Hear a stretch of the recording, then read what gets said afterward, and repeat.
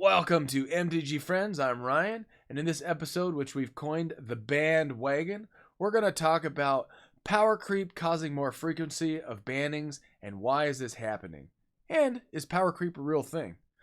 Well, let's start by talking about the current banned cards in Standard. Well, we got Cold and Familiar, which really isn't applicable because that's more about a combo that was created between two specific cards and some support cards around it. Fires of Invention, well, it's just a silly free spell machine with the mechanics that it has. Oko Thief of Crowns, definitely applicable. It was just too cheap to cast and had a crazy uptick to make a 3/3 elk is pretty busted. Once Upon a Time, overpowered mana fixing mechanic and a draw spell.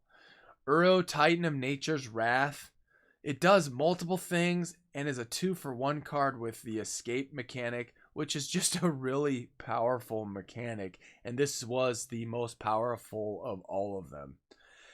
And then it's worth noting that the companions that they put out, they were able to come up with a creative way to nerf those cards that they didn't have to ban them outright. Now, in my opinion, they kind of nerfed those a little too much, making it cost 3 to put it into your hand. That just seems like they went a little too far. You know, maybe cost 1 or 2, but 3, I think just it overdid it a little bit. But that's kind of out of the scope of this episode. Two other things that are out of scope of this episode are anti-cards, which back in the day, a long time ago, it was about anting up a card so that you played with minus that anti-card, and then if you lost the game, you lost that card. Can you imagine being a teenager kid or a little kid that was playing this card? You had to ante up the card, and it happened to be, I don't know, a Black Lotus or something similar, and you actually lost that card because of ante?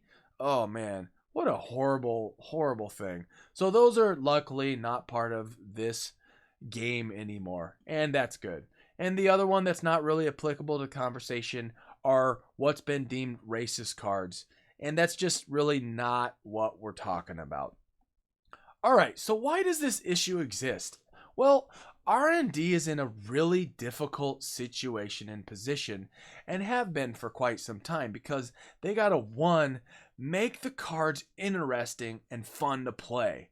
If they don't, then they're going to end up with sets like Dragon Maze, where it's been deemed to have underpowered cards, and people just don't end up opening those boxes and those sets. They just move on, and so sales dip, and it becomes a situation for them.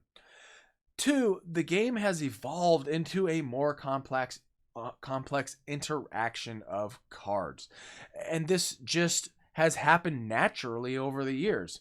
You know, with that whole cards need to be more interesting to play and keep people interested in playing the game, that's just inevitably what's going to happen. So they come up with new and interesting mechanics that end up making cards more powerful. Landfall comes to mind, even though in this most recent set, Landfall harkens back to another set. 3, because it is a physical game, they can't just go nerf a card like they can in, say, Hearthstone. You know, Hearthstone comes out with an overpowered card in a set. Well, they can just go, oh, wow, instead of that costing you 2 to cast, it now costs you 4. Or, oh, instead of that having X power, we're going to nerf that so that it's not a 5/5 creature, it's a 4/4 creature. Or they do both. They nerf the cost and they nerf the power. Well, Magic doesn't have the luxury of doing that because they got to front load it with the R&D. They got to front load it with the printing and everything. And once it's released, that's it. Now, the one exception that comes to mind is this recent companion nerfing, which they were able to do because they actually nerfed the mechanic itself and the rule of it. So they don't have the luxury of, after the fact, for the most part, nerfing a card.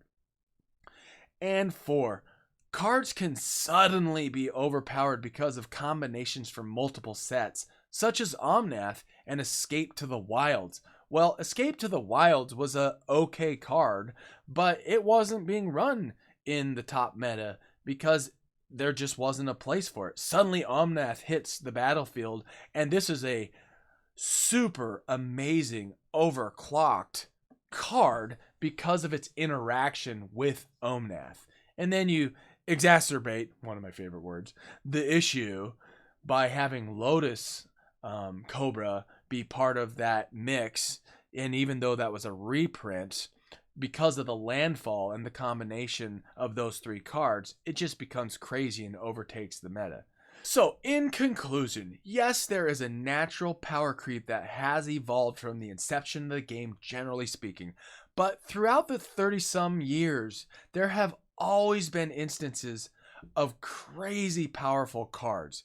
And none are more relevant to that statement than Demonic Tutor from Alpha, Tolarian Academy from Urza's Saga, Balance from Alpha, Library of Alexandria from Arabian Nights, Soul Ring from Alpha, Tinker, Urza's Saga, Yawgmoth's Will from Urza's Saga, and who can forget the Power 9 from Alpha, Beta, etc., with Time Twister, Time Walk, the Moxes, and Black Lotus. And most frequently, the issue is because it allows the player to ramp up too quickly or to draw too effectively. Or, I mean, come on, folks. Take an extra turn after this one for 2 mana? Wow. So, that is it in a nutshell. Thanks for tuning in. Be a friend of the gathering. Hit the like button. Hit subscribe if you haven't already. And thanks for tuning in. Check us out at the next episode.